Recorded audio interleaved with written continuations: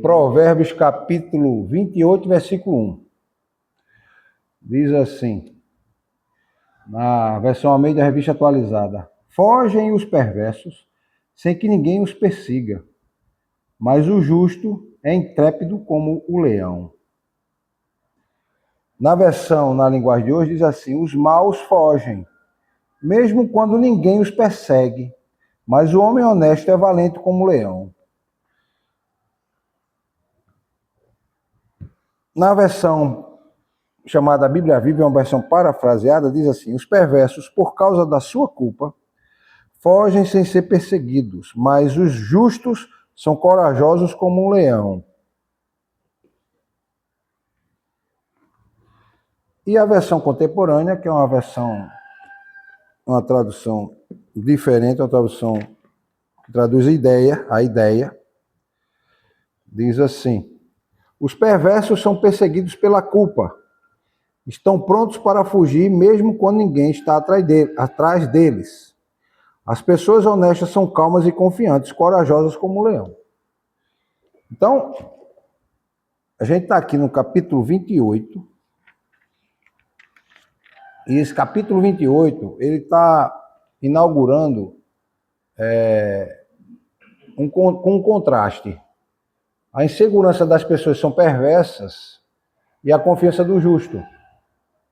Então, veja só, isso a gente chama de paralelismo. Eu já tenho falado para os irmãos que isso é o que a gente chama de paralelismo. É um paralelismo antitético, porque é o seguinte: eu falo de insegurança eu falo do perverso e do justo. Eu falo do certo e do errado. Eu falo do direito e do esquerdo. Eu falo da frente e de trás. Entenderam? Então isso é o paralelismo. Eu falo entre a cara e a coroa da moeda. Paralelismo, certo? E chama antitético por quê? Porque fazem parte da mesma realidade. Então, o que acontece? E os hebreus, né, essa que a gente chama de literatura sapiencial. Provérbio é uma literatura, é um texto falando sobre sabedoria, né? Então ele chama de sapiencial. Então essa literatura sapiencial, duas realidades opostas são colocadas uma ao lado da outra, para ensinar um princípio moral, certo? Então, ele não está dizendo aqui, por exemplo, ele quer dizer que o ímpio está vivendo, o ímpio, a pessoa que vive de forma desonesta, vive fugindo o tempo todo. Não, não é isso que ele quer dizer.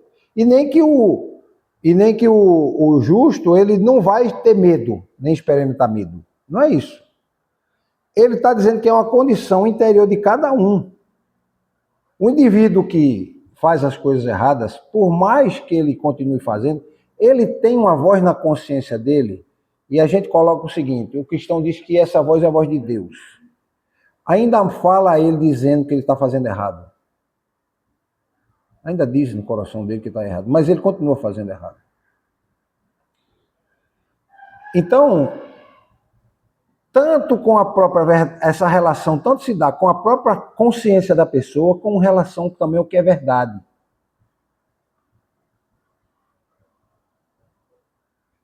Então aqui o texto está chamando a atenção dessa influência que cada um de nós temos, da nossa consciência, da verdade que nos é ensinada, porque veja só, uma coisa que eu quero chamar a atenção: existem verdades que não podem ser mudadas. Na verdade, a verdade não pode ser mudada, mas, por exemplo, 2 mais 2 são 4. É uma verdade matemática. Mas já estão argumentando que algumas verdades podem ser modificadas, porque a verdade é uma construção social, né? A interação, as pessoas constroem suas verdades. Só que tem um detalhe: a verdade, quando isso choca com a realidade, o que realmente é verdadeiro vai prevalecer. Não há verdade que fique encoberta. A própria palavra de Deus diz: não há verdade que vá ficar encoberta. E nem mentira que vai ficar encoberta. Ela vai aparecer em algum momento. E vai se tornar transparente para todos.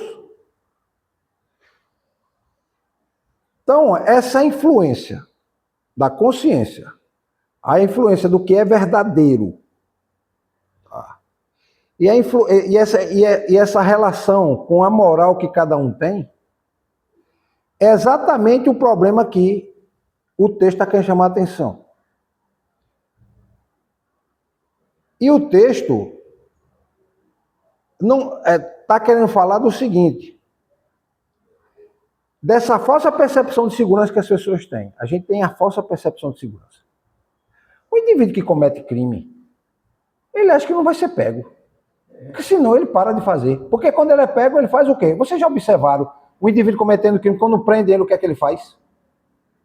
Viu ele cometendo crime, ele é corajoso, é violento, é bravo, ele é o mais corajoso dos homens. Aí quando a polícia prende, o que é que a gente vê? Baixa a cabeça, fala mansinho, até chorar, chora. Não é? O policial berra no ouvido dele, ele não diz nada, e fica assim. Porque ele não enfrenta. Ele não é tão corajoso. Os que são corajosos que enfrentam terminam morrendo. Porque estão enfrentando uma verdade. Né? Então, o tema que a gente vai estudar, que a gente está estudando, é o quê? Essa falsa percepção de que a segurança vai depender de fatores externos, como riqueza, poder, proteção, a força física, uma arma. E, no fundo, não é isso que nos protege. Certo? O que é que Salomão está ensinando aqui? Que a verdadeira segurança, ela nasce de viver de forma honesta e reta e correta diante de Deus. Essa é a verdadeira segurança que a gente tem que ter. Viver honestamente e corretamente diante de Deus. Né? Honestamente e corretamente diante de Deus. Então, esse versículo é uma introdução, né, para todo esse capítulo 28. Chamando a atenção de que a gente vai discutir aqui justiça, governo, integridade, riqueza, corrupção, temor do Senhor. E esse princípio aqui do versículo 28 é o seguinte: a condição moral do indivíduo é quem vai determinar a estabilidade da vida dele. Indivíduos honestos, eles vão ter vidas estáveis. E vida estável aqui não é que você não vai ter problema, você vai ter problema, mas você vai viver uma vida que você vai conseguir resolver os problemas. E que as pessoas ao redor vão ver que você enfrenta os problemas e honestamente enfrenta e honestamente vive. Então, o que acontece? O versículo vai dialogar com outros versículos que a gente leu, olha, Provérbios 10, versículo 9, 14, 26, 24. Então, ele começa dizendo o seguinte, 28, 1, chegou o nosso novo aluno, viu, meus irmãos? Depois a gente vai conversar com ele. Fogem os perversos. Veja só, o versículo aqui, essa parte, está dizendo o seguinte, que o perverso é o indivíduo que, antes mesmo de buscarem, tentarem perseguir ele já foge. Porque ele só em perceber mentalmente que podem estar querendo perseguir ele foge mesmo que não tenha ninguém perseguindo. Por quê? Porque ele está vivendo de forma desonesta. Se eu vivesse de forma desonesta, eu estaria aqui sentado e os irmãos estariam sentados tranquilamente aqui. Não, a gente já estaria sentado aqui pensando o seguinte: rapaz, pode ser que a polícia chegue a qualquer hora. Aí chegou o carro de Samuel aqui, aí eu já ia olhar, quem é que está chegando? Quem é que está chegando? Né? Porque vive de forma desonesta. Ele, em algum momento, ele sente que tem alguém perseguindo ele, para pegar ele. Então, o que acontece? Os perversos aqui, meus irmãos, que é outra coisa que chama a atenção para vocês, a gente tem sempre estudado Provérbios, o texto fala do perverso como alguém que rejeita a vontade de Deus. A vontade de Deus é boa, perfeita e agradável, não é isso? É boa, perfeita e agradável. Mas o indivíduo rejeita, ele não quer a vontade de Deus. O perverso não é só aquele indivíduo que a gente olha assim, que eu sempre digo, olha, o indivíduo perverso, segundo o olhar de Deus, não é o indivíduo que comete a maldade, porque todos nós estamos imersos no mal. O próprio texto lá em 1 João diz, o homem jaz no maligno.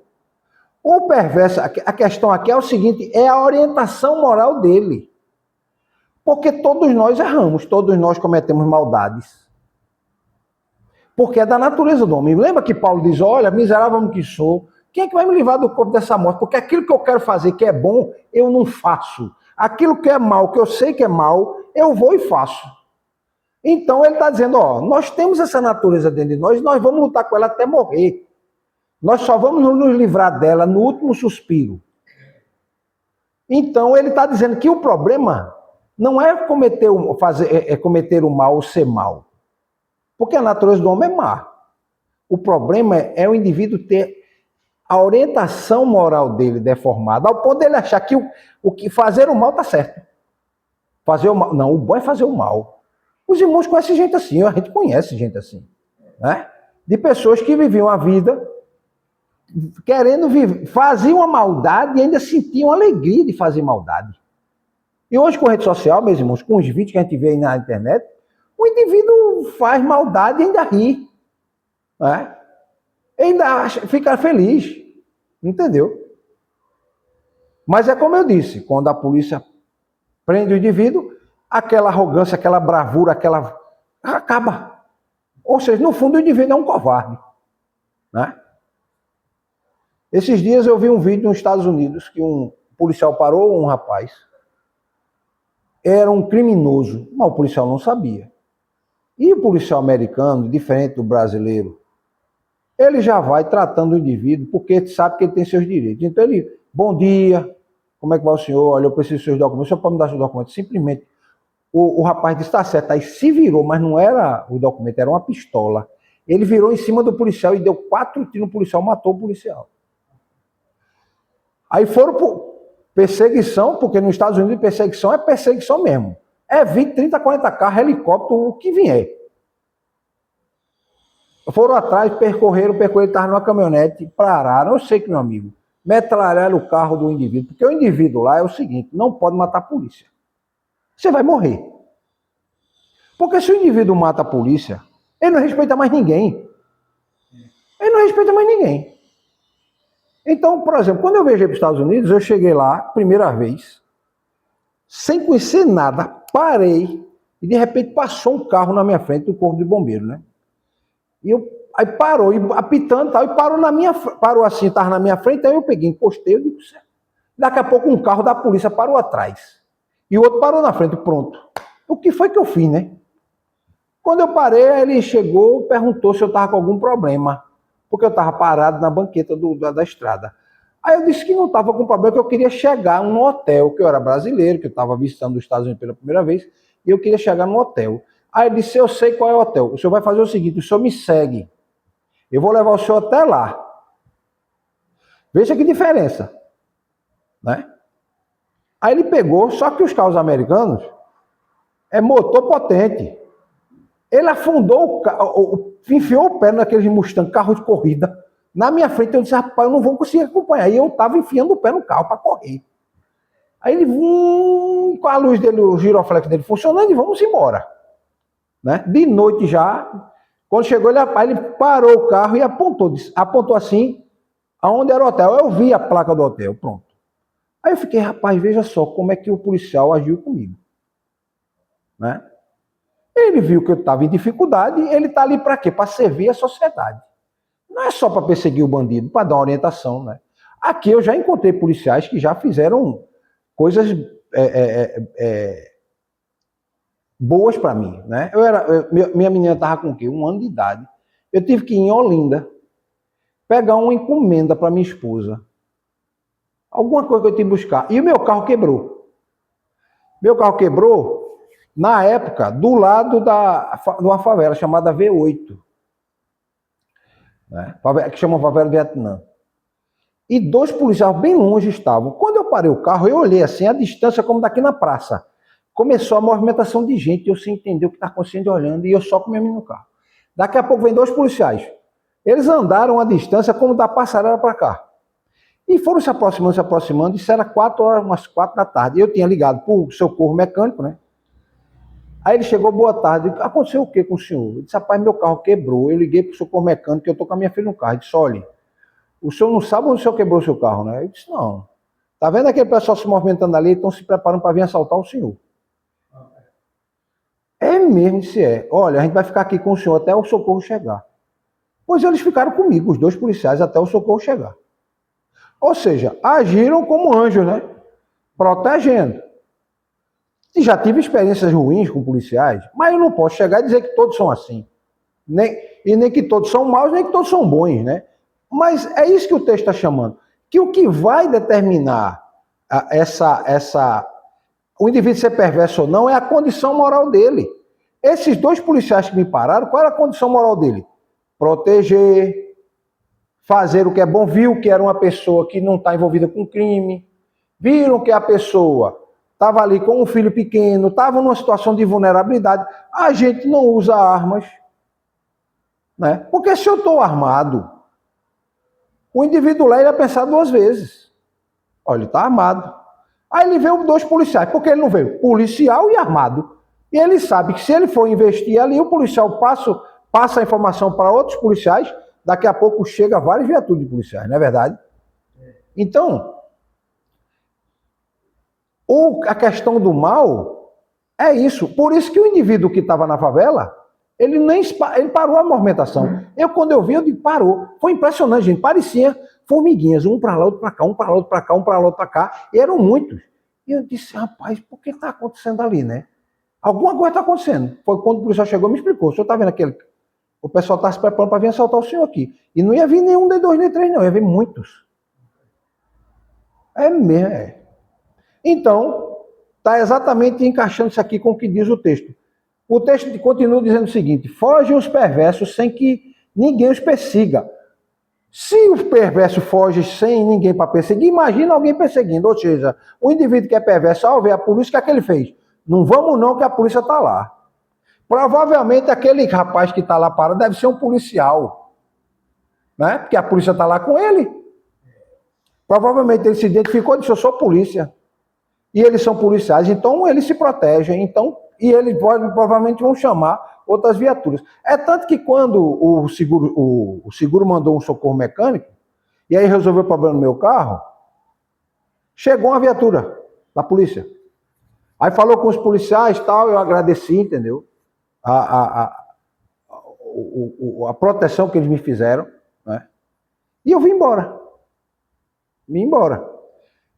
E as pessoas não vieram. Não vieram. Por quê? Porque, veja só, o medo aí deles decorria do seguinte: eles viam que eles são perversos.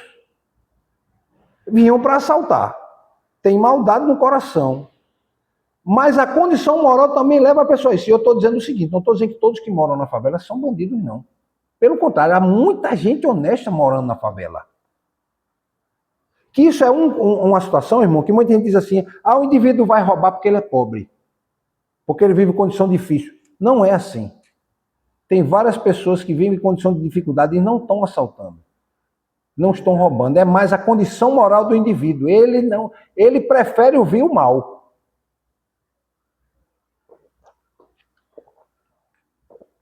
Então a Bíblia fica apresentando o que, meus irmãos? Sempre essa realidade. Né? A gente vê, por exemplo, que Adão e Eva, quando eles se esconderam diante de Deus, eles se esconderam antes mesmo de Deus dar a sentença. E se esconderam por quê? Porque estavam fazendo o que é mal e a consciência deles mostrou, nós fizemos uma coisa errada e vamos ser castigados, vamos dizer assim, punidos por Deus, né? Então, quando a gente olha, né, e aí tenho agora também um advogado, eu posso falar isso, né? Quando a gente vê, a gente analisa a dimensão jurídica, a gente vê que quando alguém viola a lei, ele sabe que uma autoridade que representa a lei vai vir à procura dele.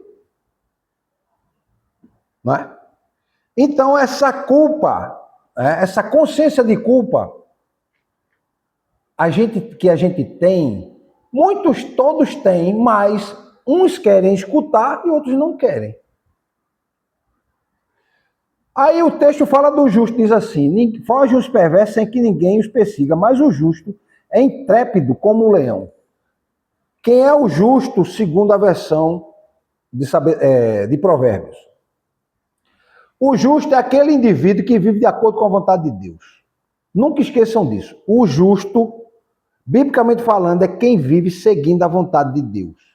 Quem vive em conformidade com a vontade de Deus. Quem busca fazer a vontade de Deus. Quem entende que a vontade de Deus é boa, perfeita e agradável para a sua vida. Mesmo que muitas vezes a gente passe dificuldade. Passe situações que a gente fica assim achando que Deus abandonou, mas Deus não abandonou.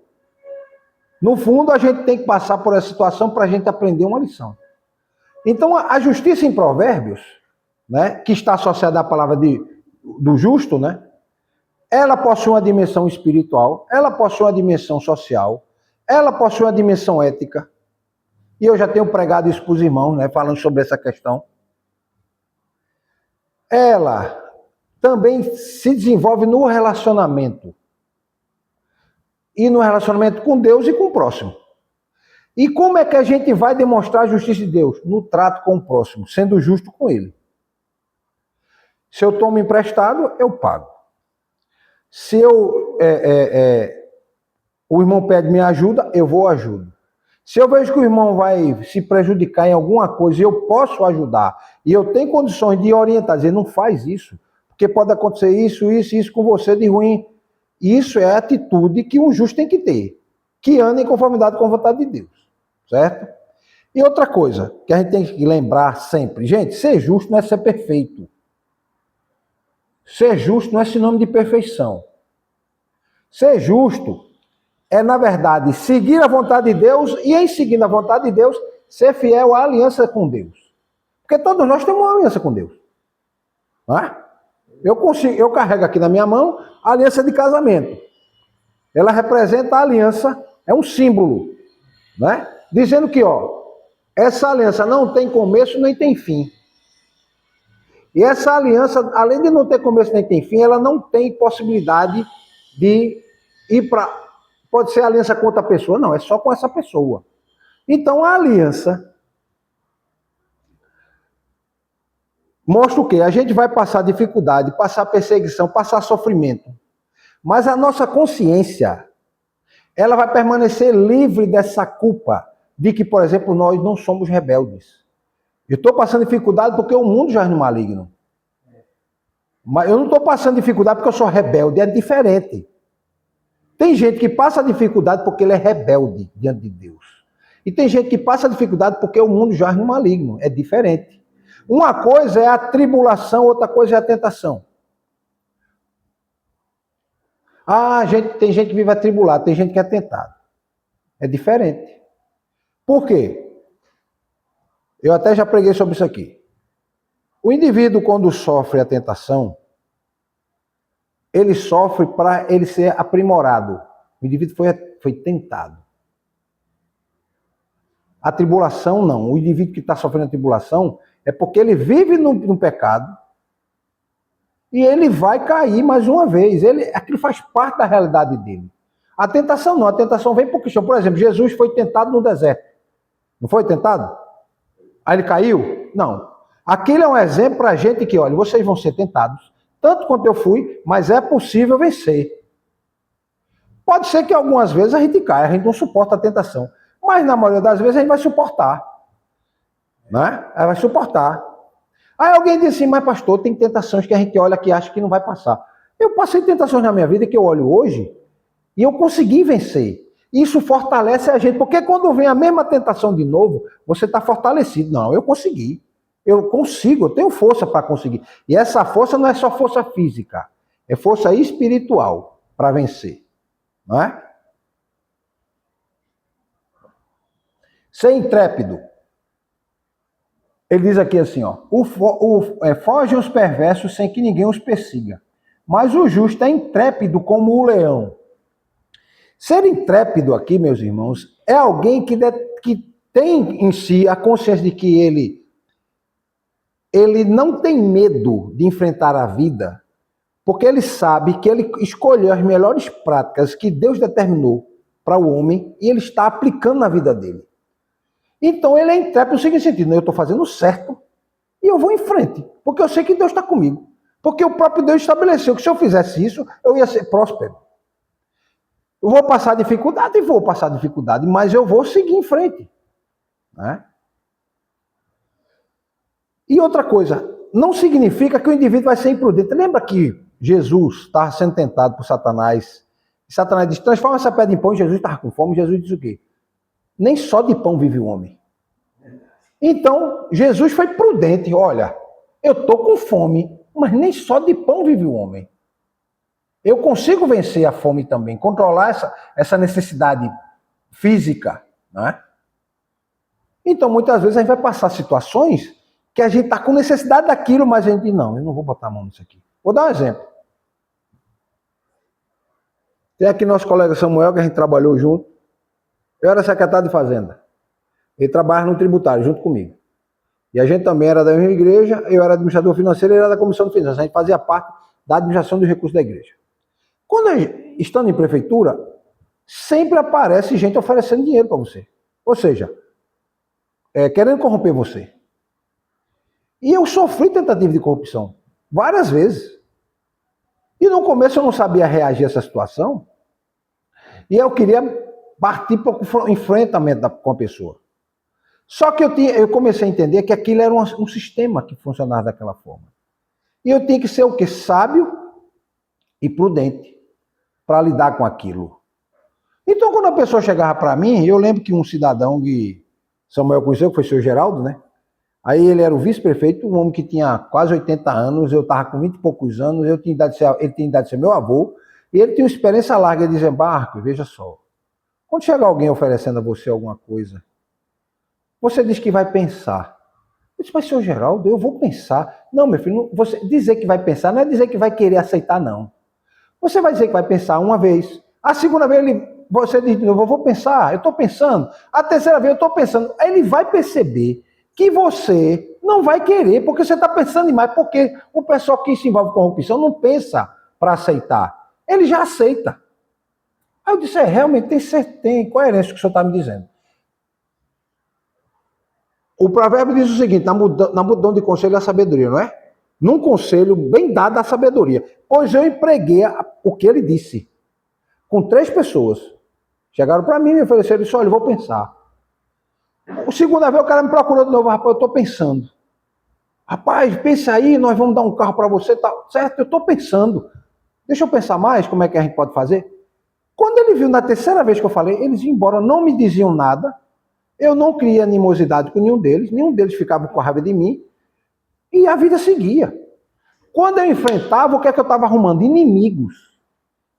E eu parei para pensar, eu estou enfrentando a pessoa, eu estou conseguindo inimigos. Né? Da outra situação, não. O indivíduo dizia, rapaz, esse rapaz não quer se envolver com isso e ele é o jeito dele. Pronto, eles me deixavam. E eu fiz isso com 3 pessoas e funcionou. Exatamente do jeito que ele disse. Você diz, eu estou pensando, o outro vai perceber. Ele não se envolve com isso. Então, eu tinha coragem de fazer isso. Por quê? Porque eu sabia que eu estava fazendo certo. É exatamente o que o provérbio diz. Ser intrépido é aquela coragem que não é que você não tem medo. Né? Porque eu ficava preocupado, rapaz, com o que eu estou lidando. Porque a Bíblia diz, um abismo chama outro abismo, não é verdade? Quem está envolvido com corrupção está envolvido com outros crimes, meus irmãos. E a gente, quando vai interligando a cadeia, você vai vendo que é um elo que envolve tudo. E hoje a gente descobre, por exemplo, a imprensa, por exemplo, mostrando o caso de São Paulo mesmo, uma empresa de ônibus que está envolvido com político, envolvido com criminosos, envolvido com facção criminosa, e aí envolve crime de mando, gente que foi morta, gente, entenderam? Está tudo envolvido por conta de corrupção. Uma coisa chama a outra. Então, essa coragem nasce na gente de quê? De confiar em Deus, saber que Deus nos protege. E a gente está fazendo aquilo que a lei de Deus manda a gente fazer. O que Deus ensinou, olha, se você fizer isso, você vai ter tais consequências. Se você seguir o que eu estou dizendo, a minha vontade é boa, perfeita e agradável. Então você vai passar dificuldade, mas você vai vencer. E diz mais o texto que, mas o justo é intrépido como o leão. Quem é o leão aqui? Vejam só.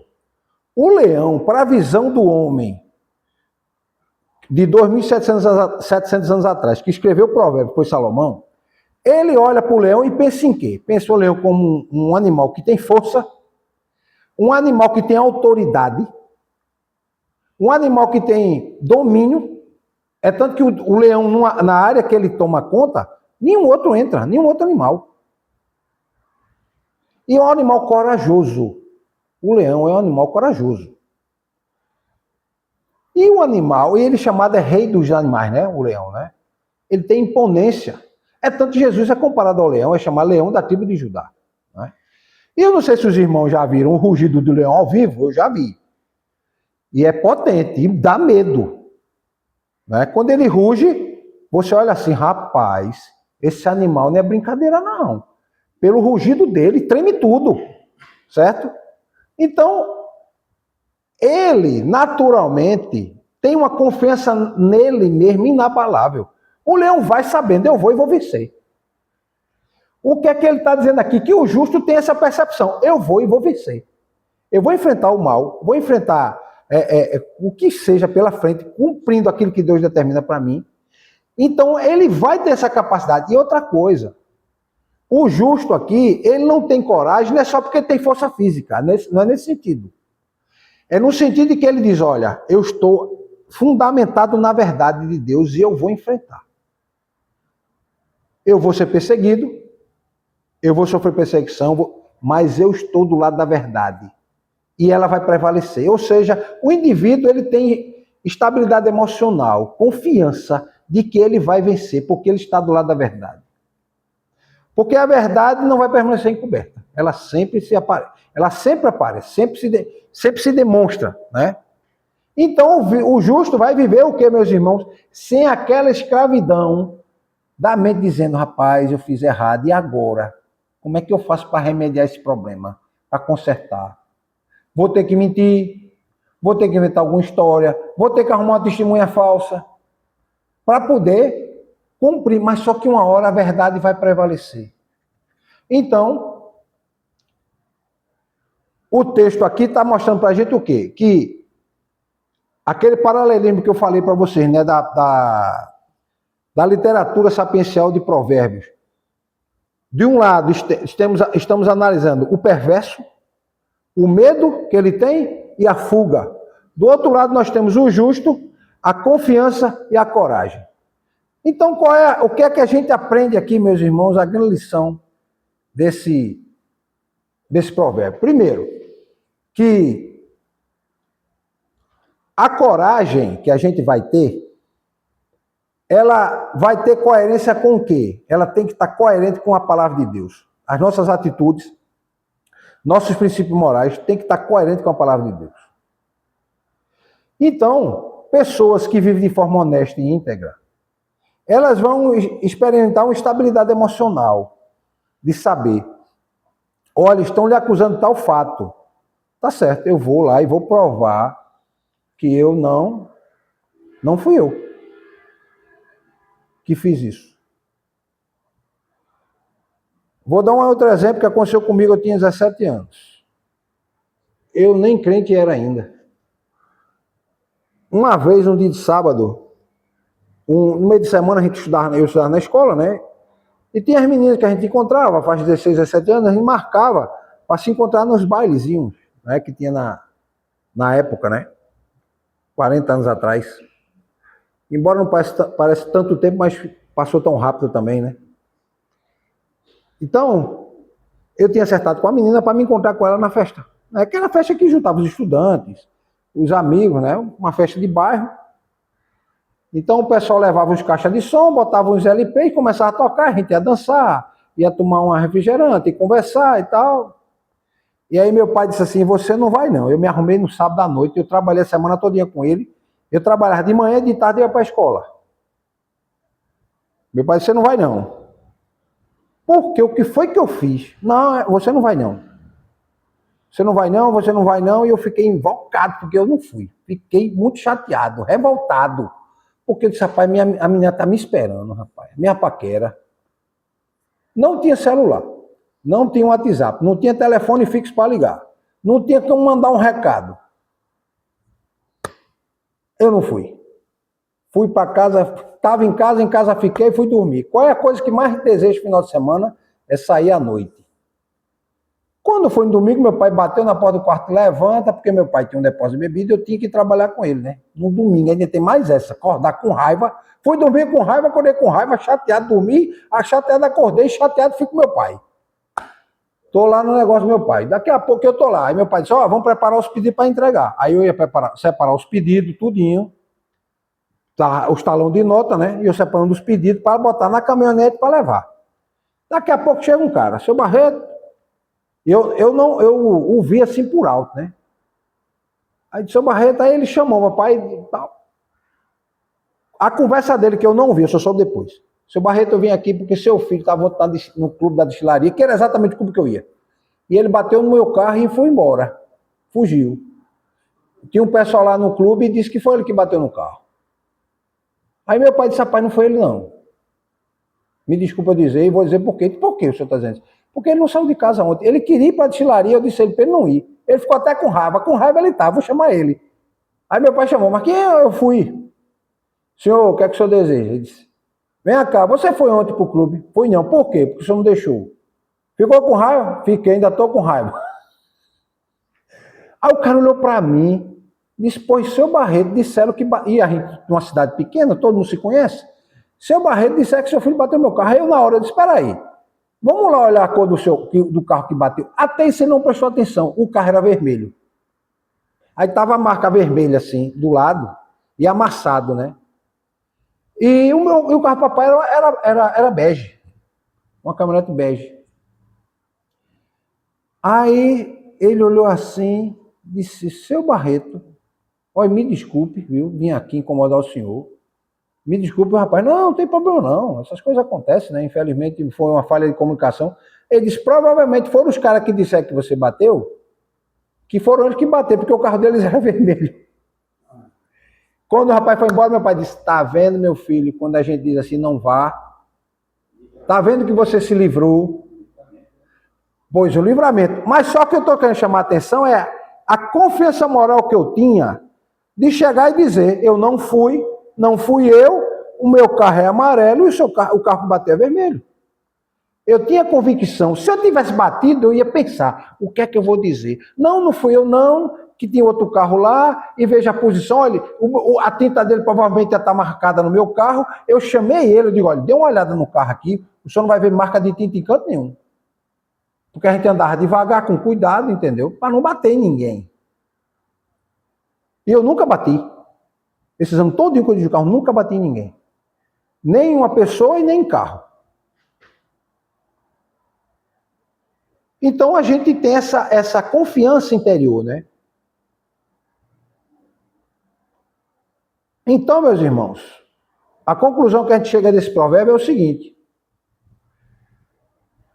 Existe uma relação forte entre moralidade, a moral, princípios morais que regem a vida da gente, e essa segurança interior de saber eu estou fazendo certo. Por quê? Porque eu estou seguindo bons princípios morais. Se eu não estiver seguindo bons princípios morais, eu vou ter problema.